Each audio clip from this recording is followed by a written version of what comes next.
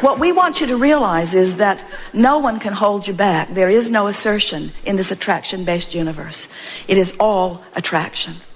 And so, as you begin to play with this a little bit, as you accept that you are vibrational beings first and foremost, as you acknowledge that you and everyone that you are interacting with is causing you to build this magnificent vortex of creation, and that the source within you dwells there. When I was really little, I could feel that when someone praised me, it felt really, really good. And in the same way, when someone criticized me, it didn't feel good at all.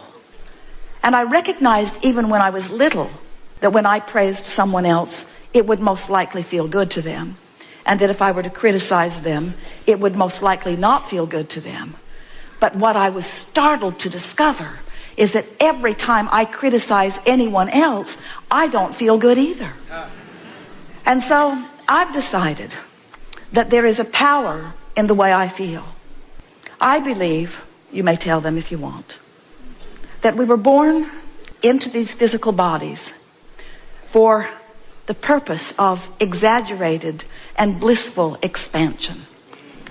And as I participate with those who surround me, I know that it's true of me and all of them that we are doing exactly that.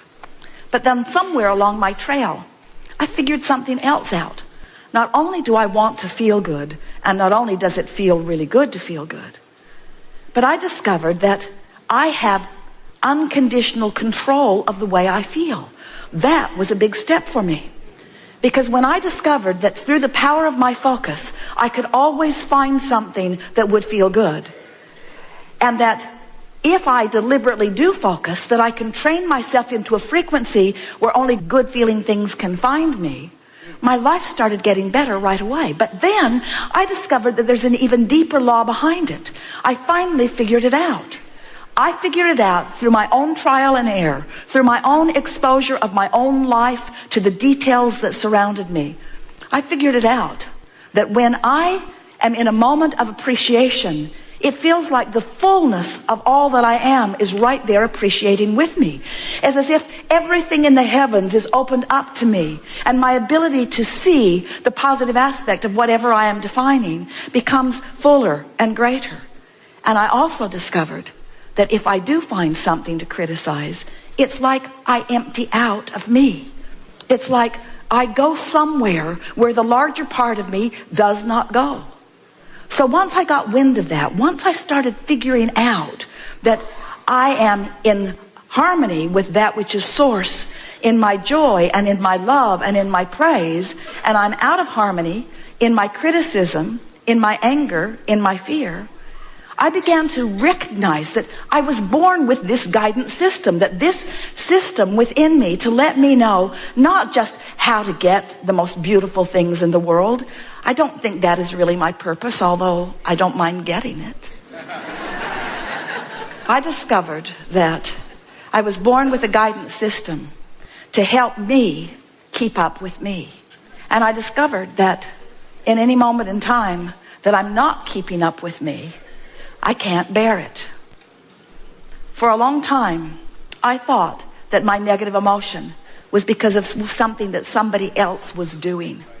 And I cannot tell you how liberated, these are your words to them, I cannot tell you how liberated I was when I discovered that I hold the keys to my own freedom. That freedom, all that freedom is the freedom from resistance. And that resistance can only be self-applied. Other people can behave in ways that are unpleasing, but I have to look. Other people can behave in ways that don't feel good to them, but unless I give it quite a bit of my attention, I don't get hooked into it, and so it doesn't become part of my experience. Then they may say to you, well, this all sounds good, and I see that you are living a much happier than usual life. But what can I do? How can I get into a better feeling place when I have this that is bothering me and this that is a crisis and these things that have gone wrong? How can I focus upon positive things when there is so much around me that is not positive? And then you say, if you want to, Well, I don't know about you, but I decided that it was just a choice that I would have to make. That I could focus upon the problems of the world and perpetuate those. Or I could focus upon the solutions of the world and perpetuate those. And beyond the perpetuation of the solution, I discovered that it feels way better to focus upon the solution than the problem. And so I do it for me, selfishly. I have to tell you, I do it for me. And then they may say to you, oh, I've heard of selfish ones like you, who get yourself into a good feeling place and then will not look where it does not feel good. How is it that you can put your head in the sand and not notice what's going on in the world? And then you say, oh, I notice, because I was born to do that. I was born to sift through the details of life experience and to choose those things that feel the best to me. And so I want you to know, you can say to them, that I see plenty of things that I don't want to perpetuate, but I don't get hung up in the vibration of that anymore. I move quickly from what I don't want to a statement of what I do want. And then I do my very best to practice the vibration of what I want. A lot of my friends don't want to hang around with me anymore, because when they want to complain and I don't listen with any sort of sincerity, they are annoyed. Sometimes they even get their feelings hurt. And then I discovered something that kept them from getting their feelings hurt. I started practicing it one by one, with friend after friend, with family members, with friends, even with people that I was just meeting standing in line someplace. I began to practice this. It goes like this. So they would say, how about that? I sure don't like that. And I would say, yes, but how about this? This is much better. At which point they would say, man, are you blind? Can't you see what's going on?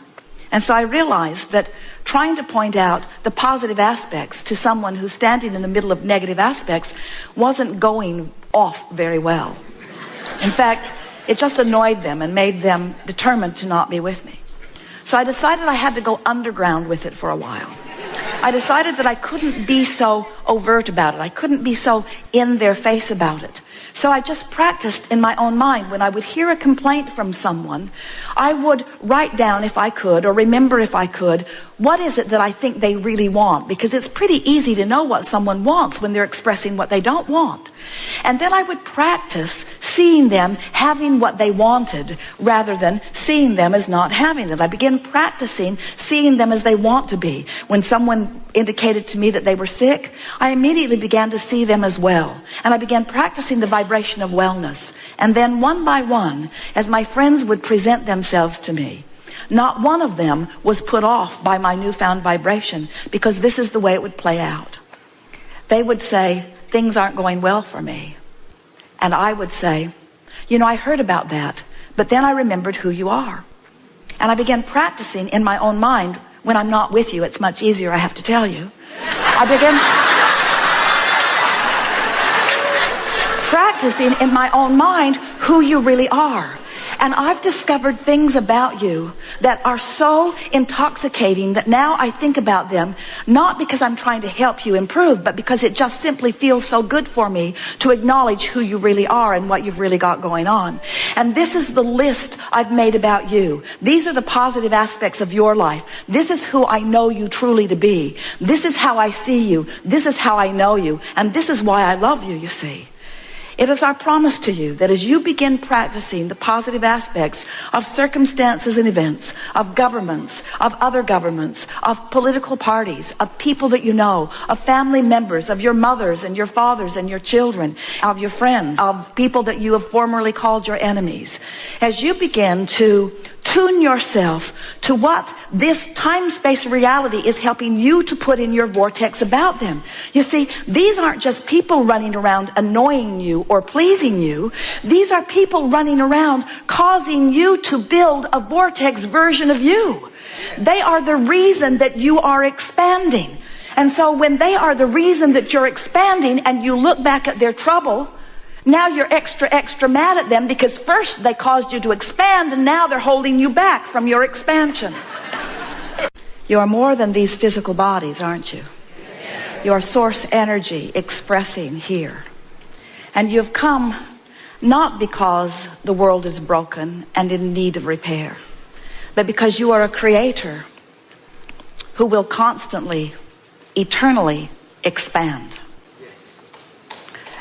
When you find an environment as magnificent as this, that inspires new desire within you all day, every day, and you simultaneously, as the new desire is exploding from you, are aware of where you stand in vibrational relationship to it, so you are bit by bit bringing yourself into alignment with each new idea as it comes, you begin to develop this steady, progressive path of delicious unfolding. We call it life in the vortex. But for those who don't know about the vortex, or who want to call it something else, for those who aren't aware that they are vibrational beings, who don't know that the source within them is calling them eternally, as they see you living life from inside the vortex, they describe you in this way.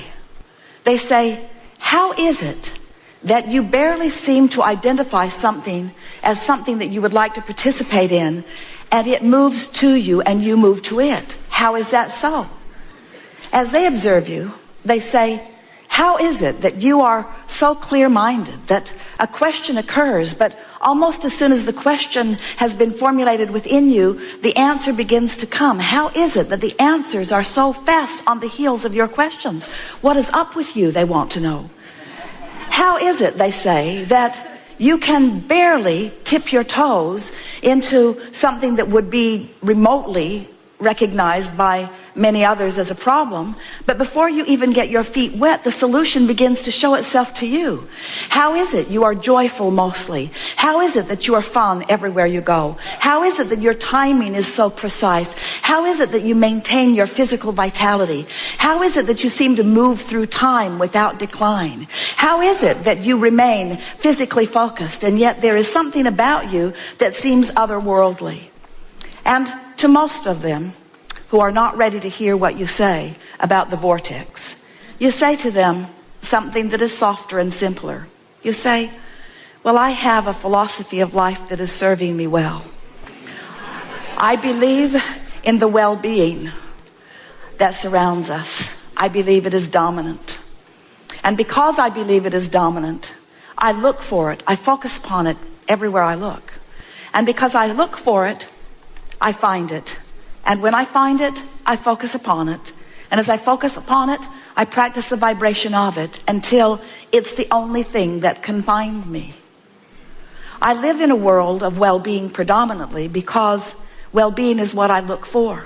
In fact, I have a mantra, you might say to them. Today, no matter where I'm going, no matter what I'm doing, no matter who I'm doing it with, it is my dominant intent to look for what I'm wanting to see. Because when I look for what I'm wanting to see and find it, I practice the vibration of that. And then my world is filled with things that essentially, things that in essence are the same as that. Oh, don't get me wrong, you can say to them. I live in the world, the real world, like you. And from time to time, I see those things that I'd rather not see. But I discovered some time ago, you may tell them, that whenever I know clearly what I don't want, I know equally clearly what I do want. And I've just learned to get off of what I don't want and on to what I do want as quickly as possible. This has been a particularly wonderful gathering. We've appreciated all of you, whether you sat in the chair or not. As someone put forth a question, it activated vibrations all over the room. And the question expanded, and we could feel the power of what you were asking. Together today we have taken thought beyond that which it has been before. But then that's happening all day, every day anyway, isn't it? In other words, you can't fail at your expansion. It is assured. What we are wanting with every word that we offer and every book that we write and every process that we spew is that you will find some way to release a little more resistance and allow yourself a little closer proximity to your vortex. Because it is with everything that we are that we wish for you the majority of the days of this life be lived from inside.